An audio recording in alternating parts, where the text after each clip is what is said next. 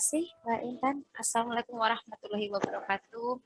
Alhamdulillahirrahmanirrahim. Wassalatu wassalamu ala asrofil anbiya'i wal mursalin Sayyidina wa maulana Muhammadin wa ala alihi wa sahbihi ajmain. Kepada yang terhormat Bu Kaliana Irawati selaku Ketua PCIA Taiwan, kepada yang terhormat Dr. Nurholis Imam Kurniawan spesialis Master of Science dari PKU Muhammadiyah Bantul, kepada yang terhormat Bapak Ibu hadirin semua dari pekerja migran Indonesia yang ada di Taiwan. Pertama-tama marilah kita panjatkan puja dan puji syukur kita atas kehadiran Allah Subhanahu wa taala yang mana atas segala limpahan rahmatnya kita semua diberikan kesempatan untuk berjumpa pada malam hari ini melalui Zoom meeting. Tak lupa sholawat serta salam marilah kita haturkan kepada Nabi junjungan kita Nabi Agung Muhammad sallallahu alaihi wasallam. Hadirin yang saya hormati, pada kesempatan kali ini saya selaku Ketua Kegiatan Pengabdian Masyarakat Internasional yang berjudul Pelatihan Self-Assessment dan Self-Management Kesehatan pada Pekerja Migran Indonesia di Taiwan yang bekerja sama dengan PCIA Taiwan. Terima kasih sekali lagi Bu Kaliana Irawati yang sudah memberikan kesempatan kepada kami untuk bergabung. Tak lupa juga kami ucapkan terima kasih kepada LP3MY yang telah membantu mensukseskan kegiatan hari ini, serta Direktur PKU Muhammadiyah Bantul yang telah berkenan memberikan kesempatan untuk kami mendapatkan pemateri yaitu Dr. Muhammad. Tak lupa juga kami mengutarakan terima kasih yang sebesar-besarnya atas kehadiran Bapak Ibu semua yang hadir pada kegiatan hari ini yang telah meluangkan waktunya untuk bergabung pada Zoom meeting malam hari ini. Kegiatan pengabdian ini diharapkan dapat meningkatkan kesejahteraan Bapak Ibu pekerja migran Indonesia baik yang di Taiwan maupun di Hong Kong ya, yang hari ini bergabung bersama kita gitu. Besar harapan kami nanti setelah kegiatan pengabdian masyarakat ini nanti Bapak Ibu bisa melakukan self assessment mandiri, melakukan testing mandiri, serta melakukan manajemen kesehatan secara mandiri, gitu, ya, sehingga bisa meningkatkan kesejahteraan atau kesehatan dari Bapak Ibu semuanya. Mungkin demikian yang dapat saya haturkan, kurang dan lebihnya mohon maaf apabila nanti dalam kegiatan ini ada kekurangan. Akhir kata, semoga kita selalu diberikan kesehatan dan kerahmatan oleh Allah Subhanahu wa taala. Akhirul kalam, wassalamualaikum warahmatullahi wabarakatuh. Yang terhormat Ibu Kaliana Irawati, Eskep Nurse MKep, Spesialis Keperawatan Jiwa selaku Ketua PCIA Taiwan. Yang terhormat Dr. Nurholis Imam Kurniawan, Spesialis Anak Master of Science selaku pembicara. Yang terhormat Ibu Yuni Astuti, Eskep Nurse MKep, Spesialis Keperawatan Maternitas selaku pembicara. Yang terhormat Saudari Rahmatika Aulian Eskep dan Elviana Wijayadi selaku pembicara. Yang saya hormati Ibu Dr. Nur Huda Atasman selaku moderator. Yang saya hormati tamu undangan dan peserta pelatihan serta teman-teman panitia. Pertama-tama marilah kita panjatkan puji syukur kehadirat Allah Subhanahu wa taala atas limpahan dan karunia yang sehingga kita dapat bertemu via virtual Zoom ini di acara pelatihan psikososial dan spiritual untuk meningkatkan well-being pada pekerja migran Indonesia di Taiwan, khususnya kesehatan ibu hamil dan anak. Acara ini terlaksana virtual. Walaupun pertemuan ini diadakan secara virtual,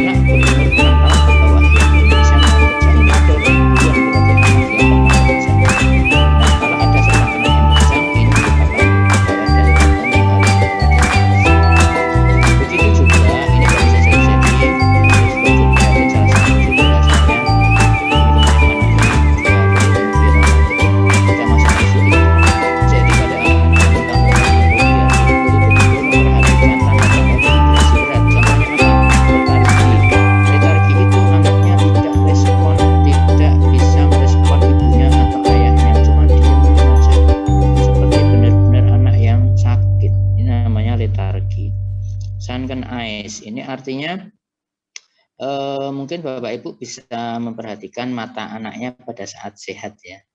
Nah, pada saat anak kita sakit, itu kadang kan matanya cowong ya, bahasa Jawanya. Apa ya istilahnya, kalau bahasa Jawa sih enak ngomongnya cowong, tapi lebih masuk ke dalam. Kelihatan sekali kalau anak yang matanya cowong ini berarti dia kondisinya dehidrasi berat. Atau kita melihat kadang kalau anak-anak yang sehat itu kan kita cubit kulitnya di perut. Nah, kita cubit, jangan sampai sakit ya, dicubit dikit aja. Itu kan kulit perut kita kalau dicubit langsung kembali ya. Nah, pada anak-anak yang dehidrasi berat, kalau dicubit kulit perutnya, itu tidak langsung kembali lagi. Tapi kembalinya lambat. Biasanya lebih dari 2 detik. Ini namanya tanda-tanda dari dehidrasi berat. Nah, ini sudah saya rangkum supaya nanti tidak terlalu ruwet berpikirnya. Tanda-tanda kegawat daruratan inilah yang harus kita perhatikan jika ada anak yang sakit. Kita lanjutkan slide berikutnya. Apa saja langkah-langkah manajemen jika terjadi kegawat daruratan pada anak? Pertama, cek atau nilai adanya tanda-tanda kegawat daruratan. Langkah pertama, bila ada tanda-tanda sumbatan jalan napas atau masalah pernapasan, segera usahakan mengatasi masalah sebelum menilai untuk masalah lain. Kenapa? Tidak ada gunanya kita menilai masalah lain yang muncul jika sumbatan jalan napasnya tidak diatasi. Apakah sumbatan jalan napas bisa terjadi pada anak? Oh, sering sekali. Contoh, beberapa minggu yang lalu saya dapat pasien yang keselak kacang. Tadi saat makan rempeyek, di Taiwan nggak ada ya rempeyek ya. Nah itu kan kacangnya ada yang menyumbat jalan napasnya. Sehingga anak itu mau bernapas susah sekali.